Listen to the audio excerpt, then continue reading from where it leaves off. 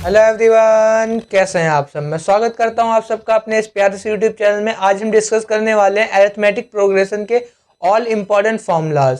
अगर आपको ये वीडियो पसंद आती है तो वीडियो को लाइक कीजिए, सब्सक्राइब कीजिए और शेयर कीजिए। ठीक है, तो चलिए जल्दी से वीडियो को स्टार्ट करते हैं। आज की वीडियो काफ़ी इंपॉर्टेंट होने वाली है और आपको मैं जितने भी कॉन्सेप्ट बताऊंगा वो एग्जाम्पल के साथ बताऊंगा और मैं होप करता हूं कि आपको वो सारे कॉन्सेप्ट क्लियर होंगे। ठीक है, जैसे कि मैं यहाँ पे अरिथमेटिक प्रोग्रेशन की बात करता हूँ तो यहाँ पे एक एग्जाम्पल से मैं बात करूंगा। सबसे पहले स्टार्ट करूंगा एग्जाम्पल से। ठीक है, यहाँ पे मैं एक एपी ले लेता हूँ। ठीक है, एपी आप लोग कुछ लोग जानते भी होंगे आप में से, अगर नहीं जानते हैं तो जान जाएंगे। ठीक है, एपी वो होता है जिसके अंदर कॉमन डिफरेंस सेम होता है। जैसे कि मैं 2 लिखता हूँ, उसके बाद 4 लिखता हूँ, उसके बाद 6 लिखता हूँ, उसके बाद में 8 लिखता हूँ, उसके बाद में 10 लिखता हूँ, उसके बाद में ऐसे ये चलता जा रहा है। एग्जाम्पल के तौर पे ले लो 20 तक ये चलता जा रहा है। ठीक है, अब देखो यहाँ पे इस एपी के अंदर ये जो पहला नंबर है ना 2, इसे डिनोट करते हैं A1 से। ये फर्स्ट टर्म ऑफ एपी होता है। ठीक है, और ये जो 4 है ना, इसे सेकेंड टर्म ऑफ एपी यानी A2 से डिनोट किया जाता है। उसके बाद में 6 को A3 से, ऐसे ही करते करते ये 20 नंबर है ना, ये 10 नंबर पे आता है। ठीक है, तो इसको डिनोट किया जाएगा A10 से। ठीक है, ये होता है हमारा लास्ट टर्म। मान लो कि ये एपी यहाँ पे खत्म हो रही है। ठीक है, तो जो A10 है ये होता है हमारा लास्ट टर्म इस एपी का। ठीक है, तो इसे डिनोट करेंगे L से। क्लियर। अब देखो जो फर्स्ट टर्म है उसे हम A से डिनोट करते हैं और लास्ट टर्म को L से डिनोट करते हैं। ठीक है, और जो मैंने अभी बात की थी कि एपी वो होता है जिसके अंदर कॉमन डिफरेंस सेम होता है। ठीक है, कॉमन डिफरेंस सेम होता है। अब देखो डी क्या होता है, डी इज इक्वल टू में कॉमन डिफरेंस सेम होने का मतलब क्या है। कॉमन डिफरेंस सेम होने का मतलब ये है कि अगर मैं A2 में से A1 को माइनस करूं, ठीक है, तो वो बराबर आना चाहिए किसके, A3 में से जब A2 को माइनस करूं। करके देख लें, अगर हम A2 में से A1 को माइनस करें वो किसके बराबर आना चाहिए, A3 में से A2 को माइनस करने पर। ठीक है, ये दोनों बराबर आने चाहिए, तब हम कहेंगे ये एपी है। ठीक है, तो देख लेते ये एपी है या नहीं है। A2 क्या है, 4 है, माइनस A1 क्या है, 2 है, इज इक्वल टू में A3 क्या है हमारे पास, A3 हमारे पास 6 है और A2 क्या है हमारे पास 4। ठीक है, अब देखो 4 में से 2 को माइनस किया बचा 2, यहाँ पे 6 में से 4 को माइनस किया बचा 2, तो ये दोनों बराबर आ गए। इसका मतलब इस पूरी एपी में कॉमन डिफरेंस सेम है। कॉमन डिफरेंस डी जो है वो 2 ही आ रहा है, तो इसका मतलब ये एपी है। ठीक है, एपी बनने के लिए कॉमन डिफरेंस सेम आना चाहिए। किसी भी सीरीज में कॉमन डिफरेंस अगर सेम आता है तो उसे हम एपी बोलते हैं। ठीक है, एपी में क्या होता है, एक फर्स्ट टर्म होती है, एक लास्ट टर्म होती है। ठीक है, अब मान लो आपसे कोई बोलता है, ठीक है, इस एपी की 7वीं टर्म क्या होगी, 7वीं टर्म क्या होगी, तो उसके लिए आपको क्या करना है, वो कौन सी टर्म पूछ रहा है आपसे, मान लो 7th टर्म पूछ रहा है, कोई 7 टर्म पूछ रहा है इस एपी, कैसे निकालोगे, कुछ नहीं करना है आपको, ए प्लस में 7 टर्म पूछ रहा है, इसमें से एक माइनस कर दो यानी कि 6D लिख देना है।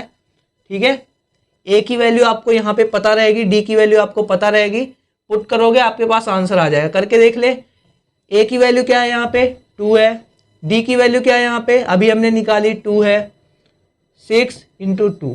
ठीक है, यहाँ पे हमारे पास क्या आ जाएगा, 7 टर्म क्या आ जाएगा, 2 प्लस में 6 मल्टीप्लाई 2 कितना होगा 12, 12 प्लस में 2 आ जाएगा 14। ठीक है, और आप करके भी देख लेना इस एपी की 7 टर्म कितनी आएगी, 14 आएगी। ऐसा करके आप किसी भी एपी की टर्म्स फाइंड कर सकते हैं। ठीक है, उसके बाद में इसमें एक और चीज पूछता है कि मान लो आपके पास कोई एपी दे देगा, ये मैंने एक एग्जाम्पल के तौर पे लिया है, कोई भी एपी आपको दे सकता है, उस एपी में पूछेगा कि आपकी कैलकुलेट करो टोटल कितनी टर्म है, तो उसके लिए आपको एक सिंपल सा फॉर्मूला यूज करना है। बहुत ही इंपॉर्टेंट फॉर्मूला लिखने जा रहा हूं मैं, ध्यान से देखना।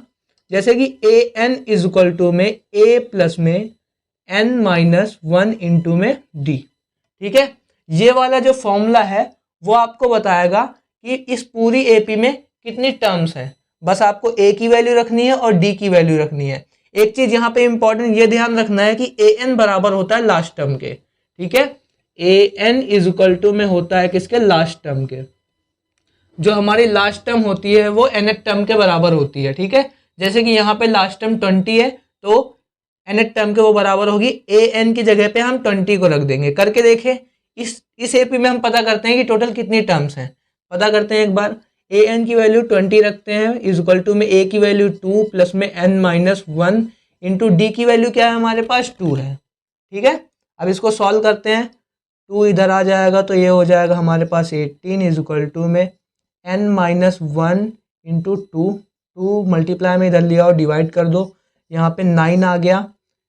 तो यहाँ पे क्या आ जाएगा, इधर करते हैं, 9 इज इक्वल टू में n माइनस 1, अब -1 है इधर ले आओ, यहाँ पे 10 हो जाएगा इज इक्वल टू में n की वैल्यू आ जाएगी हमारे पास 10। अब देखो यहाँ पे हमने कितने इजीली निकाल लिया कि इस एपी में कितने टर्म है। इस एपी में टोटल नंबर ऑफ टर्म कितनी है, 10 टर्म्स है। ठीक है, आई होप ये वाले फॉर्मूला आपको क्लियर होगा और जितना भी कॉन्सेप्ट मैंने बताया इतना आपको क्लियर होगा। ठीक है, अब हम डिस्कस करते हैं और भी फॉर्मूलाज और भी एग्जाम्पल के साथ। ठीक है, तो मैं इसे रफ करके जल्दी से लिख लेता हूँ। तो अभी तक जितना भी हमने समझा उसे एक बार रिवाइज करते हैं। अभी तक हमने क्या देखा, इस एग्जाम्पल में डिस्कस किया था कि ये जो होता है ये फर्स्ट टर्म के बराबर होता है जिसे ए बोलते हैं, और ये जो होता है ये लास्ट टर्म के बराबर होता है जिसे हम एल से डिनोट करते हैं। ठीक है, और क्या डिस्कस किया था, एक इंपॉर्टेंट रिजल्ट हमने डिस्कस किया था कि ए एन बराबर होता है एल के।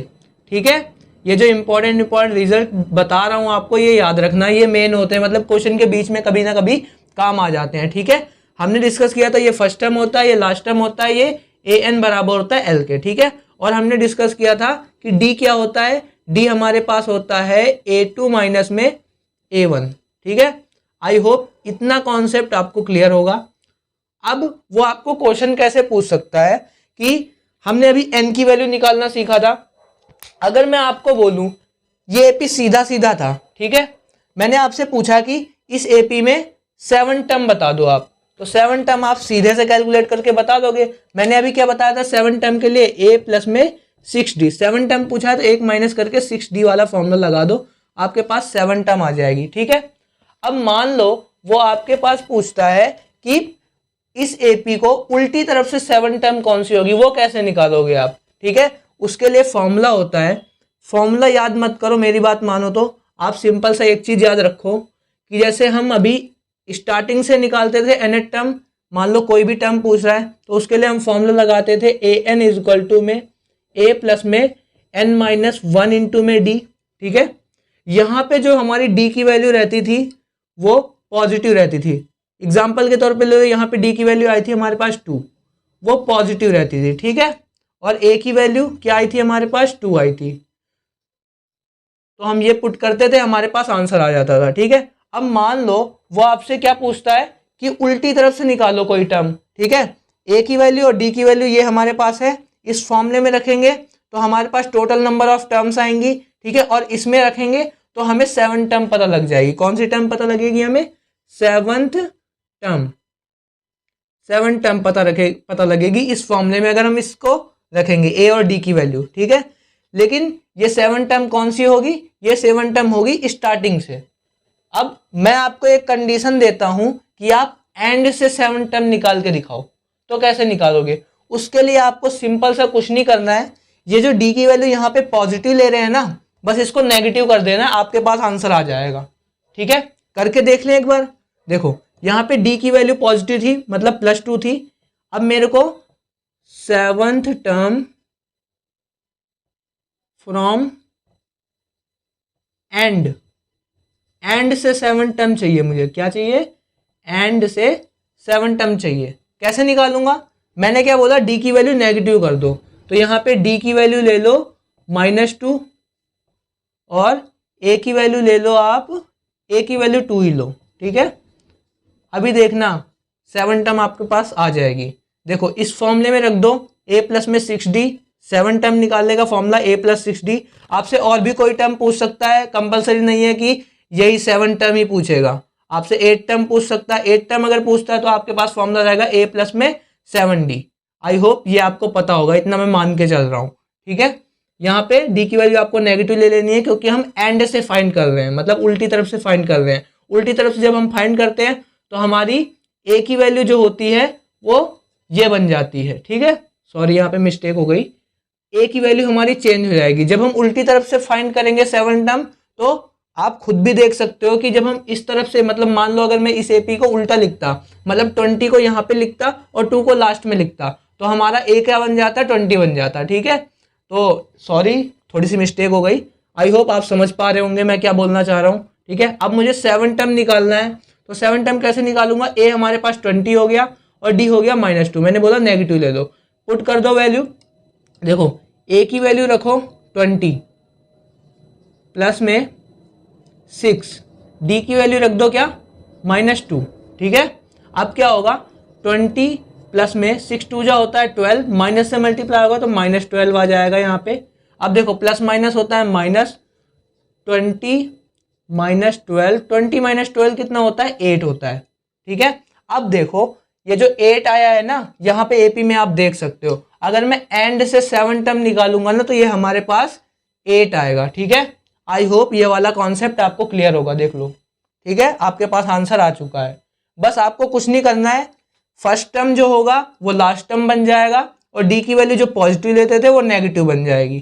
ठीक है, अभी मैं नेक्स्ट स्लाइड में आपको फॉर्मूला भी बता दूंगा इसका। ठीक है, nth टर्म का, और अगर nth टर्म फ्रॉम एंड से हम निकाल रहे हैं तो उसका फॉर्मूला क्या होता है वो भी मैं बता दूंगा। इतना नोट डाउन कीजिए, अगर आपको नोट डाउन करना है तो मैं रफ करता हूँ इसे। ठीक है, आई होप आपने नोट डाउन कर लिया होगा, मैं इसे रफ कर देता हूँ। तो ये रहे आपके फॉर्मूलाज। ये फर्स्ट फॉर्मूला है nth टर्म फ्रॉम स्टार्टिंग। अगर आपको स्टार्टिंग से nth टर्म निकालनी है तो उसके लिए आप ये फॉर्मूला यूज़ करना। ठीक है, और अगर आपको nth टर्म फ्रॉम एंड से निकालनी है तो आप ये वाला फॉर्मूला यूज़ करना। आप ये फॉर्मूला भी यूज़ कर सकते हो, और जो मैंने अभी बताया कि डी की वैल्यू नेगेटिव कर देनी है और जो लास्ट टर्म होगा वो फर्स्ट टर्म बन जाएगा, एंड के लिए वो वाला भी यूज़ करोगे तो आपका आंसर गलत नहीं आएगा। ठीक है, आप इसको भी यूज़ करके एक बार सॉल्व करके देख लेना, आपके पास आंसर 8 ही आएगा, जो भी हमने पिछली स्लाइड में सॉल्व किया।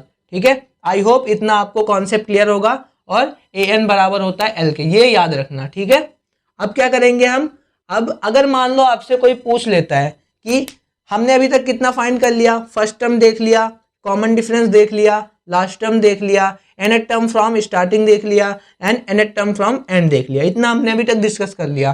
ठीक है, इतने में आपको कोई भी डाउट होना भी नहीं चाहिए, अगर है तो कमेंट में आप पूछ सकते हैं। ठीक है, मैं उसे जरूर आंसर करूंगा। अगर देखो अब आपसे क्वेश्चन वो क्या करेगा, मान लो आपसे पूछता है कि ये 2 से लेकर, मान लो ये 2 का टेबल लिखा हुआ है। ठीक है, इसे मैं एपी बोल रहा हूँ। ठीक है, आपसे वो कहता है कि 2 के टेबल का मतलब जितनी भी टर्म्स हैं इन सभी का एडिशन बता दो, सम क्या होगा। मान लो आपसे ये पूछ लिया उसने, तो आप कैसे फाइंड करोगे, आप क्या करोगे, एक एक करके जोड़ोगे तब आप सम लिखोगे। ठीक है, लेकिन मैं आपको बताना चाहूंगा कि आप एक फॉर्मूले के थ्रू इजीली फाइंड कर सकते हो कि ये मतलब इन पूरी एपी का सम क्या होगा, फॉर्मूले के थ्रू फाइंड कर सकते हो। ठीक है, और एक और फॉर्मूला आपके पास होता है कि अगर आपके पास फर्स्ट टर्म है और लास्ट टर्म है तो वो फॉर्मूला और भी छोटा हो जाएगा, मतलब आप और भी ज़्यादा इजीली फाइंड कर सकते हो कि आपके पास इस पूरी एपी का सम कितना आएगा। ठीक है, तो इतना आप नोट डाउन कीजिए, मैं वो फॉर्मूलाज आपके सामने डिस्कस करूंगा अभी। ठीक है, और एग्जाम्पल से आपको करके भी दिखाऊंगा। तो आइए अब हम डिस्कस करते हैं अपना सम वाला फॉर्मूला। तो सम वाला फॉर्मूला क्या कहता है, पहले फॉर्मूला आप देख लीजिए, S N is equal to में n/2 2a प्लस में n-1 इंटू में d। ठीक है, ये फॉर्मूला जब यूज होगा जब आपको a की वैल्यू दी गई हो और d की वैल्यू दी गई हो। ठीक है, मतलब आपको सब कुछ दिया गया हो एपी में, तब आप ये फॉर्मूला यूज कर सकते हो। किसी किसी केस में होता है, मान लो पूरा एपी नहीं दिया होता, आपको डी की वैल्यू नहीं पता होती, ओनली ए की वैल्यू पता होती है और लास्ट टर्म पता होता है, तो उस केस में आप इस वाले फॉर्मूला का यूज करेंगे। ठीक है, और ये वाला फॉर्मूला जैसे कि मान लो पूरा एपी दिया हुआ है तो इस वाले फॉर्मूला का यूज आप कर सकते हो इसमें। ठीक है, और जब आपको मतलब इन शॉर्ट में इंफॉर्मेशन दी गई हो तो आप इस वाले फॉर्मूला का यूज करेंगे। ठीक है, मान लो ये मैंने वही एग्जांपल ले लिया है, आपसे पूछता है कि इस मतलब ये जो एपी लिखा हुआ है इस एपी की 7 टर्म मतलब 7 टर्म का सम क्या होगा, तो कैसे फाइंड करेंगे। देखो अगर वो 7 टर्म बोलता है तो आपको n की वैल्यू 7 ले लेनी है। ठीक है, और a की वैल्यू आपको पता है, d की वैल्यू आपको पता है। ठीक है, एक बार देख लेते हैं। देखो n की वैल्यू 7 मतलब 7 टर्म का वो सम पूछ रहा है, तो S7 इज इक्वल टू में फॉर्मूले में पुट कर दीजिए 7/2 इंटू में 2, a की वैल्यू क्या आई थी हमारे पास 2 फर्स्ट टर्म, प्लस में n-1 नहीं n की वैल्यू हमारे पास 7, 7 माइनस 1 इंटू में d की वैल्यू क्या है हमारे पास 2 है। ठीक है, आई होप इतना आपको क्लियर होगा। तो S7 इज इक्वल टू में 7/2, 2 इंटू में 2 हो जाएगा 4, प्लस में 7 माइनस 1 6, 6 2 जो होता है 12, 12 प्लस में 4 होता है हमारे पास 16। देखो S7 इज इक्वल टू में 7/2 इंटू में 16। ठीक है, अब 2 को इससे डिवाइड कर दीजिए मतलब का, तो यहाँ पे आ जाएगा हमारे पास 8। ठीक है, अब देखो 8 7 जा होता है हमारे पास 56। ठीक है, तो अगर इस एपी की मैं 7 टर्म उठा के अलग अलग करके सेपरेटली सम करूंगा तो आपके पास आंसर आएगा 56, और इस फॉर्मूले के थ्रू भी आंसर आ गया है 56। ठीक है, तो अगर आपको डायरेक्टली सम करना है, एपी आपको गिवन है तो इस फॉर्मूले का यूज कीजिए, और अगर इन शॉर्ट इन्फॉर्मेशन आपके पास गिवन है तो इस फॉर्मूले का यूज कीजिए। ठीक है, आई होप ये दोनों फॉर्मूले आपको क्लियर होंगे। ठीक है, अब मैंने यहाँ पे एक और चीज लिखा है, यहाँ पे आपको ध्यान, आपने गौर किया होगा तो। ठीक है, यहाँ पे लिखा है A1 इज इक्वल टू में S1। ठीक है, और A2 इज इक्वल टू में S2 माइनस S1। अब ये क्या बला आ गई, अब इसको हम डिस्कस करेंगे नेक्स्ट स्लाइड में। इतना आपको जो नोट डाउन करना हो नोट डाउन कर लीजिए, उसके बाद में हम ये डिस्कस करते हैं कि ये होता क्या है और यूज कहाँ पे होता है। ठीक है, आई होप आपने नोट डाउन किया होगा, मैं रफ करने जा रहा हूँ। तो अभी तक जितना हमने कॉन्सेप्ट डिस्कस किया वो आपके सामने है। आप अगर नोट डाउन करना चाहते हैं तो अभी भी नोट डाउन कर लीजिए। अब देखिए यहाँ पे मैंने क्या बोला था, A1 इज इक्वल टू में S1 होता है, A2 इज इक्वल टू में S2 माइनस S1 होता है। ठीक है, इसको समझने के लिए मैंने एक क्वेश्चन लिया है। ठीक है, अभी इस क्वेश्चन को हम सॉल्व करेंगे, और जैसे जैसे मैं इस क्वेश्चन को सॉल्व करूंगा ना आपको ये इजीली समझ में आ जाएगा। ठीक है, तो जल्दी से डिस्कस करते हैं इस क्वेश्चन का सॉल्यूशन, आपको ये भी यहाँ पे क्लियर हो जाएगा। ठीक है, अब देखो क्वेश्चन क्या बोल रहा है, the sum of first n term of an AP is 3n square plus 6n, find nth term of an AP. अब देखो nth टर्म निकालने के लिए हमें क्या चाहिए, nth टर्म का फॉर्मूला ये रहा आपके पास, an इज इक्वल टू में a plus n minus 1 into D. ठीक है, nth टर्म निकालने के लिए आपको चाहिए a की वैल्यू, d की वैल्यू। ठीक है, और अगर आपको n के टर्म्स में आंसर नहीं देना है तो n की वैल्यू भी चाहिए आपको। ठीक है, nth टर्म निकालने के लिए आपको a चाहिए, d चाहिए, क्या चाहिए आपको, a फाइंड करना है और d फाइंड करना है।